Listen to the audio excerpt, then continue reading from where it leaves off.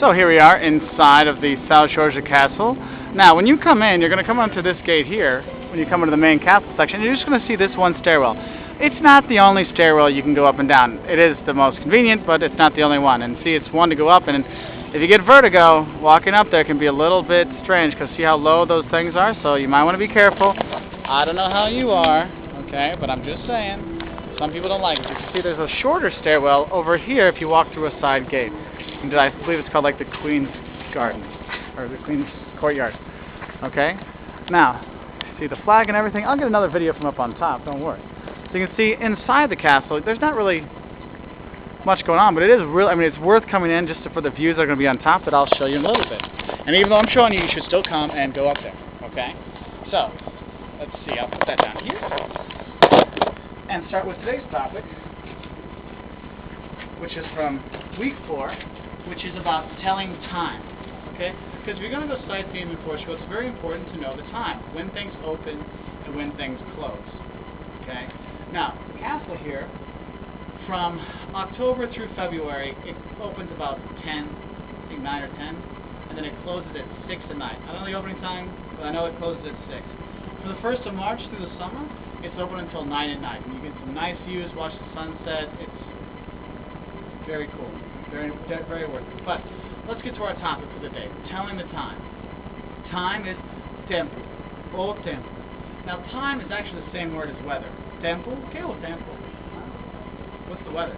Tempo. But that's why you don't ask what's the time, you ask what's the hour. That's what time it is. You say, que horas são? Que horas são? What hour is it? Okay? Que horas são? And you're going to use plural são. Remember ser, são.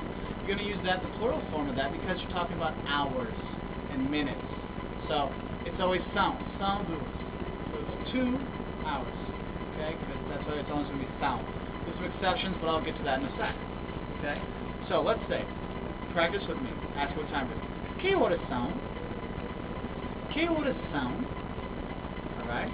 So, you want to say it's 11 o'clock, right on the dot, like on the dot, okay?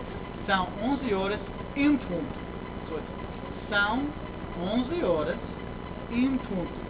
It's 11 hours on the point. São 11 horas em ponto. Now, you can only use that once every hour, okay? So probably not the most helpful. Now, let's say you want to say it's 5:10, okay? Like right now, it closed at 6 today. Okay, it's 5:10 right now, or it's 5:05, it's 5:10, let's say. I would say, que horas são? Oh, são 5 e 10 minutos. 5 and 10 minutes. São 5 e 10 minutos. Okay, or you can say 5 horas e 10 minutos, but you can shorten it, not in the hours, just say it's são 5 e 10 minutos.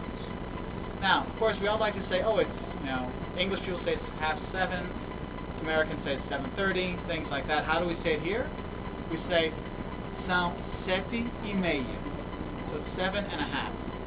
São 7:30. 7:30. 7:30. Now, when you get past the half-hour mark, you start changing, because you know in English you say, oh, it's 20 to 12. It's 15 till 2. Okay? We do the same thing here in Portugal. Okay? You can say são 20 para 6, 20 to 6. São 20 para 6, 20 minutes to 6. São 20 para 6. São 20 para 6. Now, that's 20 till 6, so going that way.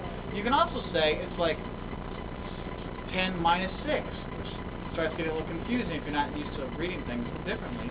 So you can say if it's 5:40, okay, 5:40 or 20 to 6, you could say são 6 menos 20. So it's 6 minus 20. São 6 menos 20. Okay? So that gives you some idea. Now, remember I told you that sometimes you can act, it's always são. There's a couple exceptions. These are the exceptions. When it's exactly 1 o'clock, é uma hora. There's only 1 hour. É uma hora. Okay? São 2 horas, é uma hora. Also, if it's noon or midnight, é meio-dia. That's midday, noon. É meio-dia. And if it's midnight, é meia-noite. É meia-noite. Okay? And another thing is when you speak to Portuguese people, A lot of times they'll say, oh, what does the clock say? Or they'll point at a clock and they'll say, what's the watch say? That's because in Portuguese, they have one word for clock and watch. It's relógio. Relógio. Okay, clock, watch is the same thing. So, here at the castle, I hope you guys have a nice little view, and you got to learn a bit how to tell time. And also, time with Portuguese is a very liberal thing. If they say they're going to be there at 10, I usually get ready to leave about 10, so I'll meet them like 11-ish. Not all of them are like that, but in general, you're usually okay. Nobody gets really upset if you're late or early.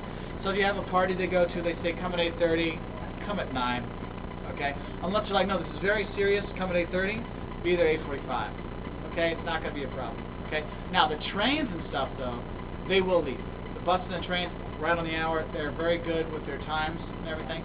Metro runs on time, buses run pretty much on time, trains, planes, automobiles, all of that. Okay? But just people in general. A little bit more relaxed, so don't worry about it, okay?